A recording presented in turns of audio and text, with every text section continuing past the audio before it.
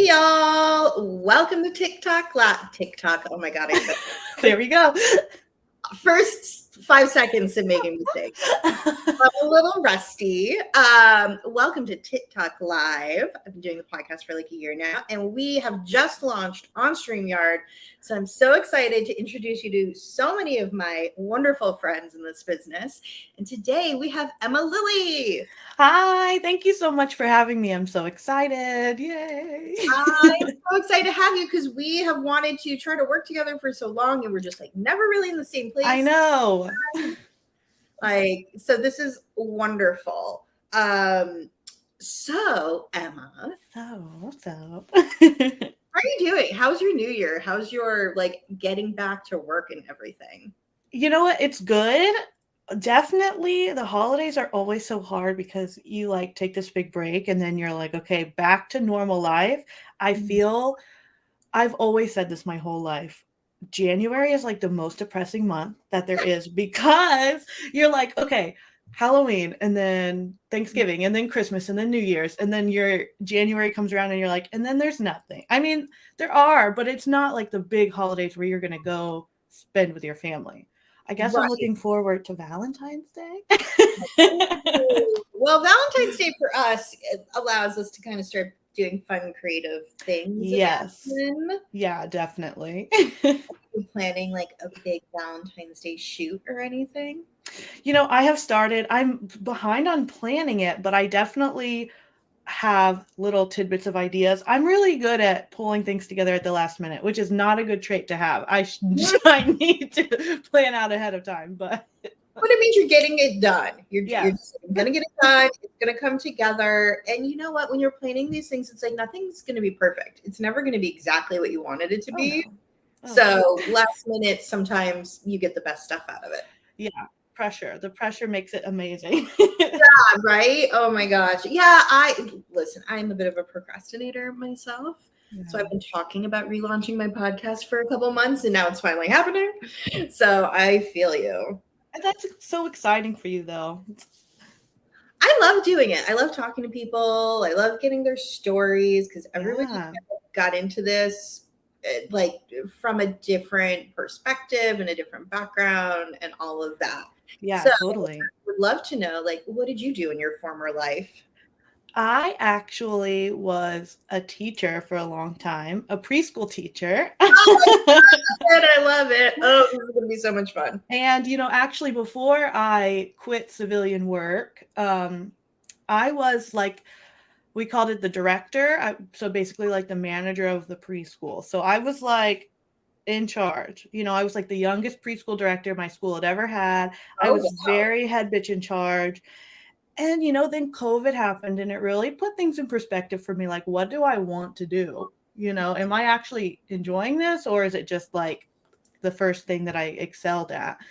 And, you know, I have been posting like little pictures of myself online with no face and people were like super excited. They were like, do you have an OnlyFans? Like, where can I buy more stuff from you? And so I was like, I guess here you go. And that was really how I got started. I can't believe you were a preschool like educator, but I can totally see that vibe. Yes. I absolutely see that. That is wow. But I mean, sometimes it is like we're dealing with children. Oh my gosh, yeah. We're like have to be very firm but kind. Yes. So I can see how your skills translate. And you know, like a lot of my fans want this like mommy dom treatment from me, and I think preschool teacher to that mommy dom soft but firm is exactly the same. I was just thinking, I was like, you know, I understand, you know, especially with that early childhood education age, you know, kids are accidentally calling you mommy in the classroom and they're calling you daddy, and like it just happens, right? Yeah. It's like, oh, you're really nice to me and I love you, so you're mommy. So I'm like, you were used to that before you even honestly, yeah. And it you know, it doesn't happen as much as you think it does, but it's always really cute because they're like, mommy, I mean, Miss Emma, I mean, and they're so embarrassed and it's so funny. It's so good. It's just like with a fan or a guy who's like, mommy, I'm like, what? The first time a man called me mommy, I was like, oh, oh, and this was like in my personal life. And I was just like, I'm a woman of a certain age and you're younger than me. And like, we didn't talk about that before he said it. He just said it in the moment. And I was like, and he's like, is that okay? I was like, sure. Okay. I didn't know how to like process it in that moment. Yeah, that's unexpected. I definitely felt the same way when a fan first called me mommy, especially I started at like 25, so I was not mommy age. So it used to be really uncomfortable for me. But I've definitely grown to like really love it. I mean, obviously if you look at my stuff, I have mommy this and mommy that. So No, I'm with you. I am of mommy age for sure. And it was surprising the first time people started doing it. It was like, oh, right, this is a thing. And I got to get used to this thing. But even like, it's funny, like going to the events that we go to, even the younger women will be like, mommy, sure, mommy. And, like, they do it in like a playful way. And I'm like, name. And I'm like, okay, all right, sweetie. Okay, fine. Some people just have that mommy energy too. Like they know you're going to take care of them. Like you're a safe space. And so that's kind of a compliment, right? I guess, I think the safe space thing is interesting because it's definitely part of our jobs. Yes. To provide that safe environment to explore. Mm-hmm. So how long have you been doing this? First of all, that's a good question. So I officially started, I would say January 2020. I was dabbling in the past, but I really put my whole self into it January 2020, which is great because it gave me a job during the pandemic. Yeah, no, I'm totally with you on that. I started, I guess June 2020, I started. Oh, wow. I didn't know it was that recent. That's crazy. It was because again, pandemic life. I had just moved to Austin and had like 4 friends, and it's a pandemic, and then got laid off from my marketing job where I actually worked in education, which was kind of funny. That's so funny. Ed tech startup. It was, wild times. And then, and after a couple months of like being bored at home, I was like, what am I doing with myself? Like, I am bored. Clearly I'm not getting a job anytime soon.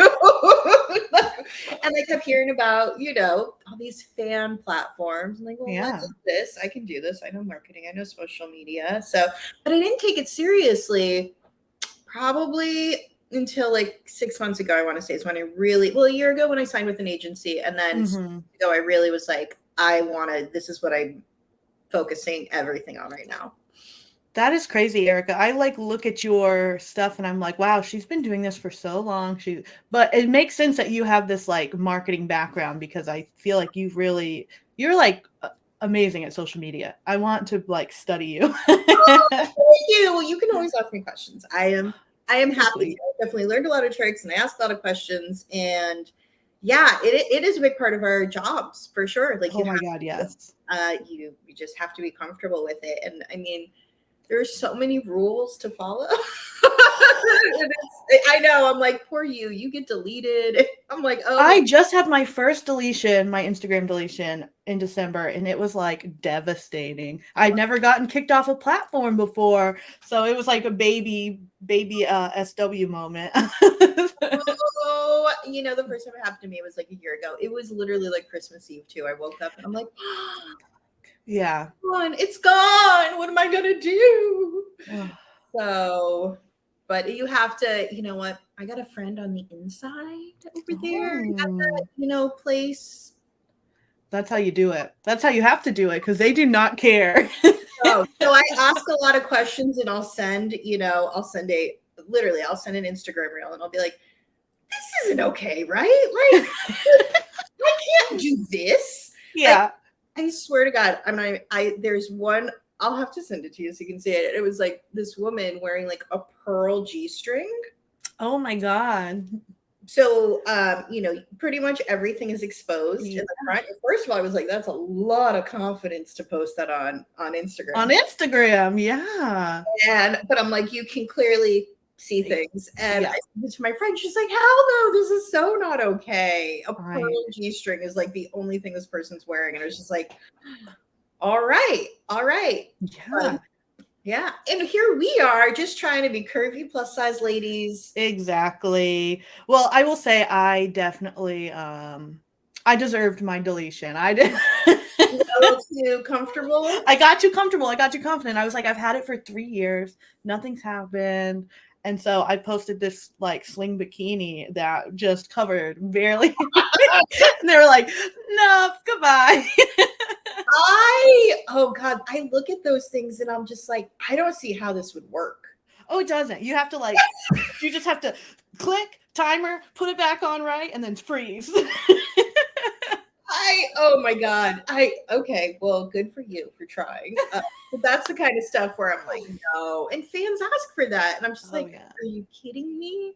You definitely can't walk around like video with that on is not a thing. It's a picture thing only. Right. Oh gosh, I can't, like, there's so many things I wish I could do, but I know that there's such a bias in the social media platforms of our body type versus I'm just gonna say it's skinny women. That I'm like, I'm not even gonna try because I know I'm gonna get in trouble for it and it's not worth losing my accounts, which is the thing I always say to people, like, is posting that one thing really worth losing your account over? Yeah. So it's just not fair. I wish we could do so many more fun things. I know there definitely is a bias. And I like part of me understands that like when you don't have the curves, it's like there's less. I don't know. I don't understand because they're just bodies. I honestly think like everybody, if we all walked around naked, we would just be like way less excited about what's going on under the clothes. So like I get that people are like offended by seeing cleavage and whatever, but I just think it's like a them problem and not a society at large problem. I agree. I think being in the US, we definitely have a more conservative mindset about bodies. But one thing I will say, and I would love to hear how kind of you feel about it, is like, I had some confidence before I did this, but the amount of confidence I have now after doing this, oh my God. Yes. Like, I feel so confident in my body and knowing that there's plenty of people out there that are into what I have going on. And like, they don't care about the cellulite or the rolls or whatever's going on. But I was really surprised at like how much more confident I feel now after like 2 years into this. Right. Oh, definitely. Like, I was never somebody who was showing off my body. Like, for the first 25 years of my life, it was like neck down was covered. I did not find I didn't think I was attractive. I was just like, I'm just me. I'm just a teacher girl doing my thing. And I was raised really religiously too. So it wasn't, it was one of the, so we'll get into that, I'm sure. Yeah, in a minute. Okay. But just getting online and seeing like the positive response to me and my body and like, I get told I'm not big enough sometimes, you know? So yes! Oh my God, yes! All the time. So my own view of myself before was just like completely not true. The phrase beauty is in the eye of the beholder is like so accurate. I cannot overstate it enough. It does not matter what I think about myself. It matters what the masses think about me, you know? Right. And it's like, oh my God, I totally feel you on that because even in my personal life in dating and things, when I realized I'm at this weird in between, or I'm too fat for guys that like fit skinny girls. Yeah. I'm not big enough for guys that are into like real BBWs. Yeah. And like having that kind of like almost a little bit of like soul crushing moment of like, it's so weird to be like, I'm not fat enough for you. It's such a weird thing. But then in this world that we're in, I'm like, yeah, like people told me like you're not big enough, or other women will look at me and I'll be like, you're not a BBW. Yeah, I know. It's like, well, I mean, my doctor would disagree with you. I am obese, clinically speaking.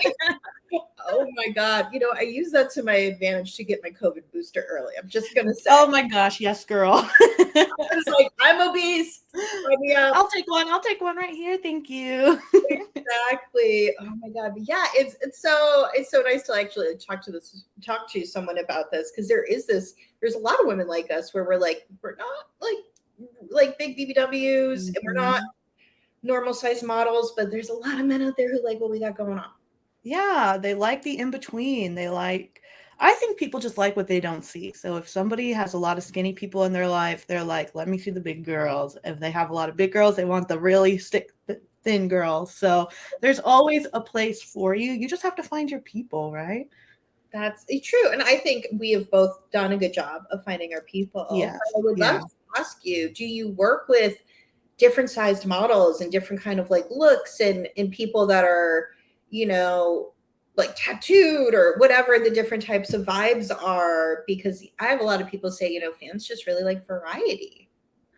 You know what? Yes, but I have found a lot of the times when I do collaborative work, my fans in particular are like not as interested. They love me to just sit and be by myself and talk to them. Yeah. I don't even need to take my clothes off. My best-selling videos generally are me just talking, which is so funny. I want to collab with people. I want to, I want to explore the world, but then I'm like, well, do I want to test and travel if I could just sit here and look at you and say your penis is little? Sorry, I don't know if and they eat it up. I don't. But that being said, I have, black, white, big, little. I do not care. Size of your body, size of your parts. It doesn't really faze me. It's more about the person themselves and how they respect you, and if they're into the same things as you. I love to work with people and meet new people, because when you are meeting them, you're learning how they do things, and it opens your eyes to like a whole new world of possibilities. Absolutely. This is definitely a journey. I will admit I kind of started doing it with a little bit of a advantage in one part of it. But then when I started meeting other people and seeing how so many people build their business in different ways, and there isn't just a one size fits all, and you really have to explore to figure out what works for you to make the most money. Because a lot of people get caught up in, I've got to go to this event, I've got to do that, I've got to do that. And those things, it's expensive. Yes. It is so expensive. And you're like, well, if I'm like, 50% of my profit is going back to travel and all of this, then I'm like, that doesn't really make sense sometimes. Yeah, definitely.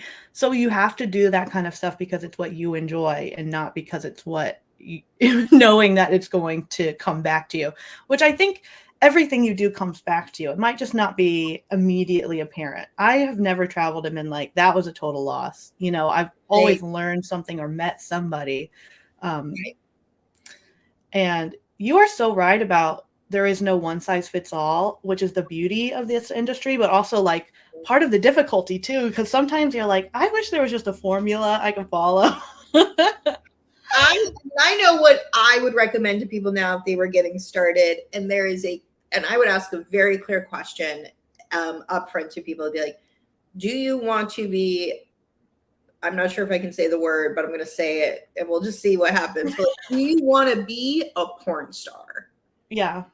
Because if you want to be a porn star, there's a path for that. Right. If you're like, I'm not sure if that's the right option for me, and you want to go down this road of like, I love social media and I want to be an influencer and I want to do OnlyFans and maybe do some of the other sites, I think there's a slightly different path for that. Like, are porn stars social media influencers now? Yes. And I follow them all because I can learn something from them.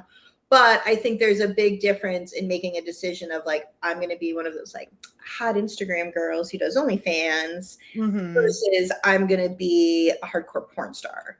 Oh, definitely. And they both are a lot of work in just completely different ways, I think. Right. I completely agree with you on that. When I hear the things that ladies do to prepare for like real real shooting, like real Yeah. Angela White in particular, I learned a lot of things from watching an interview with her. Oh, really? I would love to watch that. I'm gonna have to ask you to send me a link, girl. Apparently, I don't know what the anus is a magical muscle that stretches more than your other lady parts do, and I was just Oh yeah. oh, I didn't know that. I mean, that's new information, and the things that people do. I'm like, oh god, that seems like a lot of work. Oh my gosh, yes, the prep that goes into it is like insanity. Now you've done some professional level work. I have. I enjoy it a lot. I don't know if I would be able to be the type of person that's like always in the studio because like you said, it's a lot of work.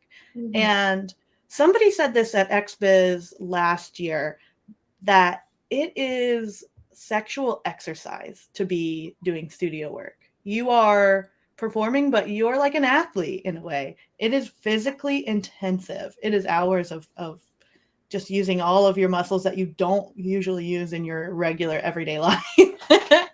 I kind of agree with that. I've never shot for a studio in that setting. Mm-hmm. But I will say after going to, the content events that we go to, Right. I'm physically exhausted. Yeah. Yeah. That I'm doing a lot more yoga than I normally do. Good for you. I'm like waking up every morning, be like, okay, before I like get into shoot mode, got to do some stretches, got to like do just a little bit of something to get ready. I think that is such an important suggestion to make is to, when you're starting out, do something that helps you connect with your body. And do something that's fun. Like you like yoga, which is amazing. I wish I could be a yoga person. For everybody. Advocate for yoga being free because back pain, girl. Yes, I know. Trust. Maybe we should get together after this and I will get some yoga tips from you. I go live on TikTok and I do my little yoga. You do? Oh my god. I'm like, I am not an expert. I'm just a lady that has back pain. I need to go and watch your TikTok lives and do yoga with you. That sounds perfect. Yes, we can totally do that. I would love to that. Or we can come back and do this. I'll be like, this is my little routine. And there's it's for back pain and definitely, leg stretching for sure. But yeah, definitely. I started out and like I said, I was never somebody who was like consciously trying to be sexy before. So I was like, I don't really know what to do with my body. So I did some burlesque classes, and burlesque is so beginner friendly because you don't need to be able to dance. You don't need to be able to really do anything. It just is about getting that confidence and feeling yourself and feeling the music. And it was so helpful for me. And so I think everybody should be doing some sort of exercise or dance or something to really get in touch with their body. Right. And that makes sense. I think that, to your point, there is a learning curve with yourself doing this. And I've kind of felt the same way. I was like, I'd had the boyfriends that were like, so into your body. And of course. Oh, beautiful.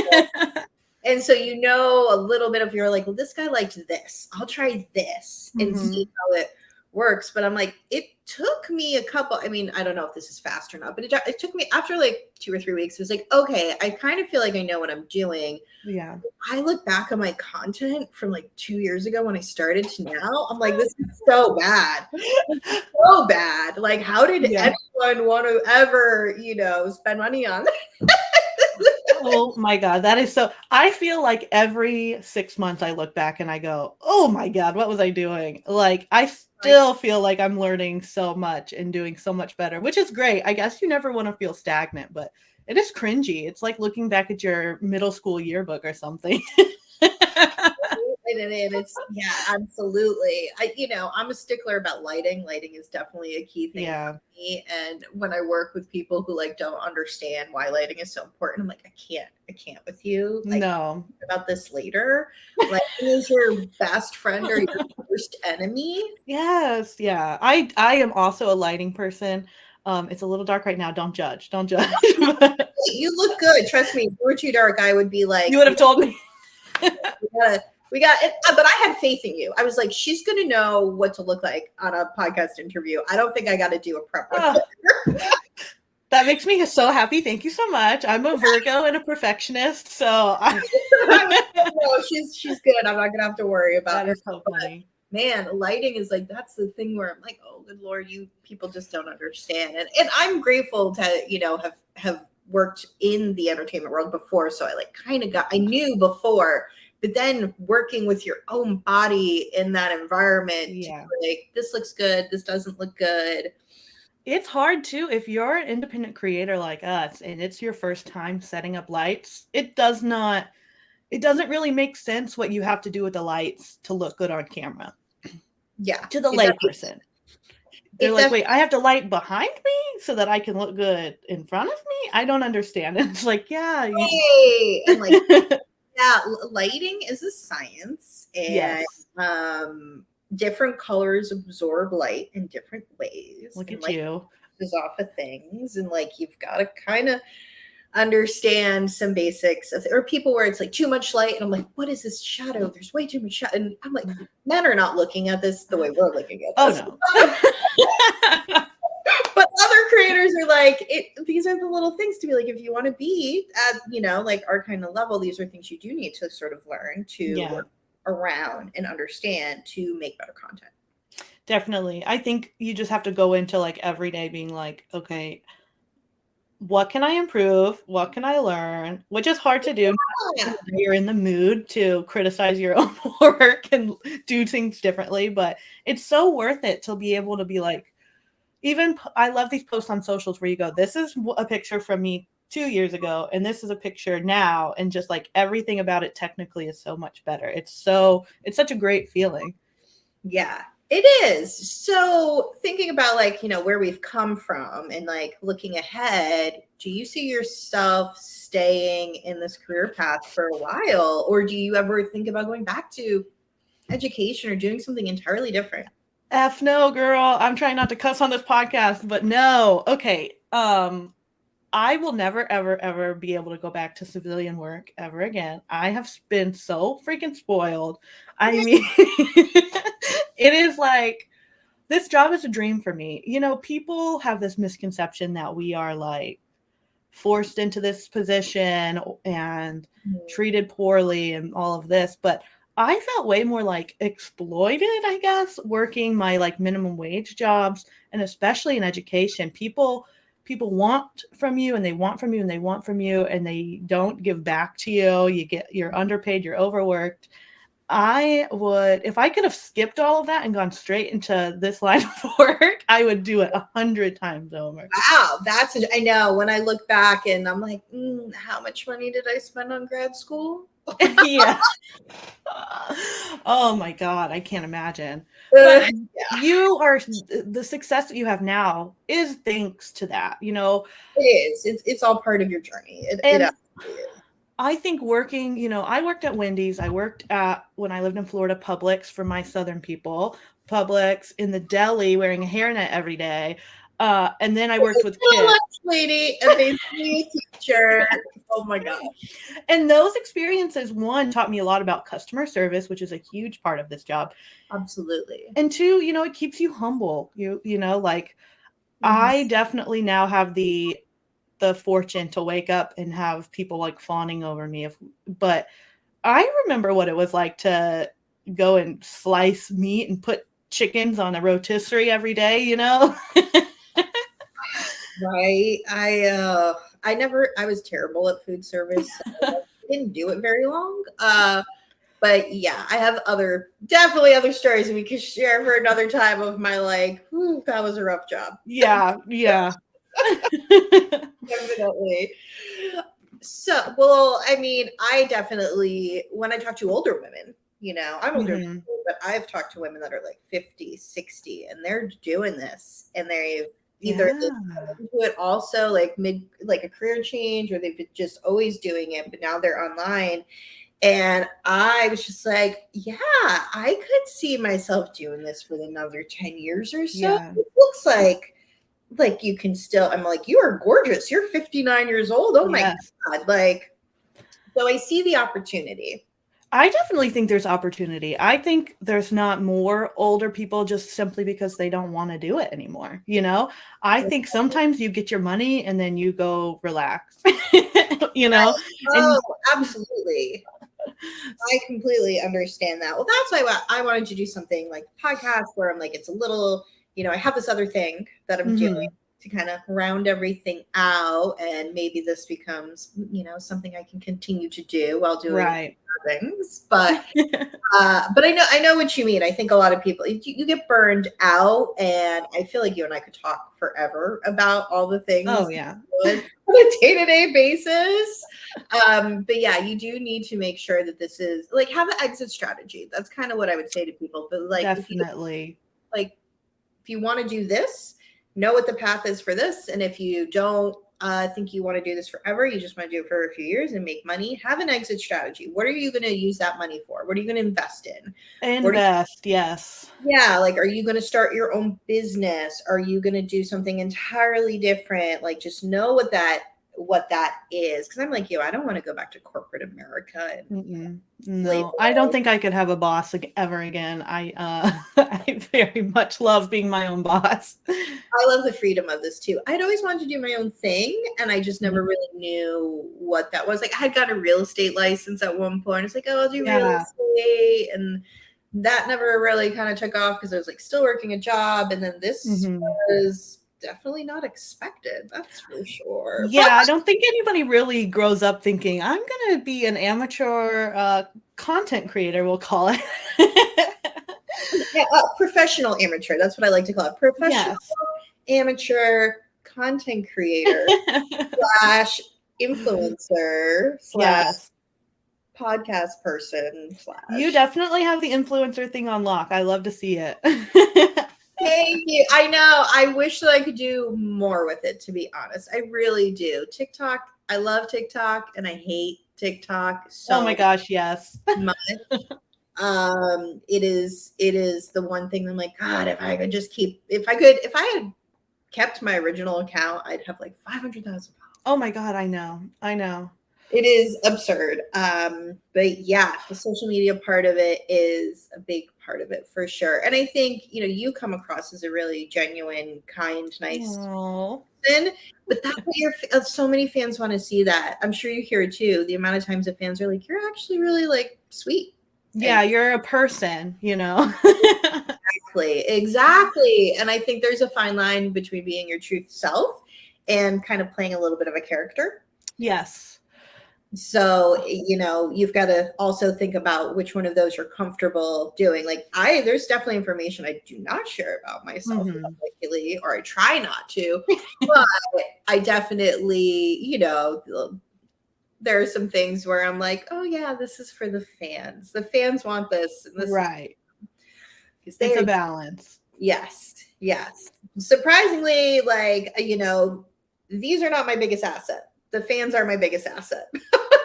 Honestly, where would we be without them, you know, and without people just seeing the value in you from when you were nobody? I don't want to say nobody because everyone is somebody, but, you know, before the following, the fans that I have that have been here the whole time, it's like, I love them so much. I really consider them friends. And I have sent my longtime fans money when they had a hard time, just because it's like, you've just been there this whole time when I was with just a little webcam and an iPhone, you know? Right. I know. And I actually think that's really sweet that you do that for your fans. I don't do it all the time, fans, so don't come in my DMs.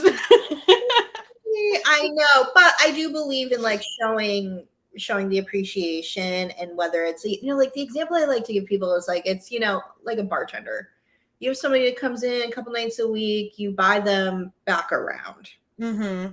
Like that is the kind of customer service relationship I believe in. Like send them a freebie. It keeps people happy. They ask you to make them a video that's 5 minutes. You make it like 8 minutes. Yes. They don't forget that kind of thing. No, they don't. And that's the stuff that leads to sort of these longer term fan relationships. Oh, I feel like now I could do a whole series just on fan relationships. I know. I hear from people, but this fan did this for me, or this fan flew me here, or this or that or the other thing. So I know we have another special bonus interview we're going to do. Oh, yes. So we do need to wrap this portion up so we can get to that. But I did want to ask you, where can fans see you this year? What do you plan on going to? So I am slowing down on travel, guys, because last year I traveled so much, and then I just did my taxes, and it was like, oh my God, I just spent all of this money on travel. That is insane. But I was traveling once a month, which is a lot for me. I know for some people in our industry, they are traveling once a week. But no, I'm with you. For 6 months, I traveled once a month, and then I was like, I'm not going back to that life, because that was hard. Before in corporate America. No, I'm going to be a 4 times a year you see me kind of person. Exactly, girl. So this year I will be at XBiz Miami, which is in May, I believe. And then I will be doing Why Not LA in October. Oh, okay. Yeah, Exotica New Jersey in October, and I will be doing Exotica DC in December. In DC, okay. You're saving stuff for the end of the year. Yeah, well, I'm sure I'll add stuff on because I just can't help myself, but that's what I'm trying to keep it to this year. No, I think that's great. Yeah, XBiz, I definitely plan on going to. I wanted to go to XBiz LA and AVNs. It was could you all talk to each other and not plan it back to back right after the holidays? It's way too soon, I could not bring myself to go to the West Coast too. As an East Coast girl, travel to the West Coast is it's brutal. You need a buffer day once you kind of get there. It's a big recovery. No, trust me, I'm with you. From your region, I get it 100%. So I definitely think XBiz Miami for sure. And then I would like to check out an Exotica this year for the first time. You've never been to Exotica? I've never been to Exotica. I know. Everybody's like, why don't you go? And I'm just like, well, I mean, in my former life, I did do a lot of fan events in the sports world. So I'm like, I know what the chaos is of dealing with fans. So I've kind of avoided it for that reason. Yeah. So, but I was actually thinking, it was maybe Chicago, because that's, it will have been months before I have done any kind of event. So maybe Exotica Chicago, maybe, and then I definitely want to do XBiz. And later on in the year, maybe figure out Why Not LA I should look into. So the thing that kills me, do you want to know a secret? I do. I'd love to. The Why Not headquarters, the guys that run it, live in Austin, Texas. They're in Austin, they do? Which is where I live. Oh my God. But everything is in LA. So I'm like, why aren't we doing things in Texas? I know. I feel like I need to do a whole episode on adult related companies that are just in Texas and Austin, because it's Why Not and it's Fleshlight. That's crazy. I know, you wouldn't expect it at all, but they're both in Austin. So I'm like, can't we do something here? It would be so much easier and cheaper to do things in Texas. I mean, it would be good. Dallas is definitely Dallas and Houston. I mean, Austin's great, don't get me wrong, but I know that for people that do major events and conventions and stuff like that, Dallas and Houston can be a little easier. But I'm like, come on, why not? Let's get something happening. Do something. Yes. Oh my God. I know. Well, this has been fun. Yeah. For anyone who's watching this, we're going to move over now to our bonus feature that you can only see on our fan sites. So make sure you follow, subscribe, comment, tell us what you think. Please ask us questions, whatever it is that you want to know. We can definitely do this again in the future. Yeah. And yeah, we're going to go make our special bonus interview right now. So thanks, y'all. Thank you.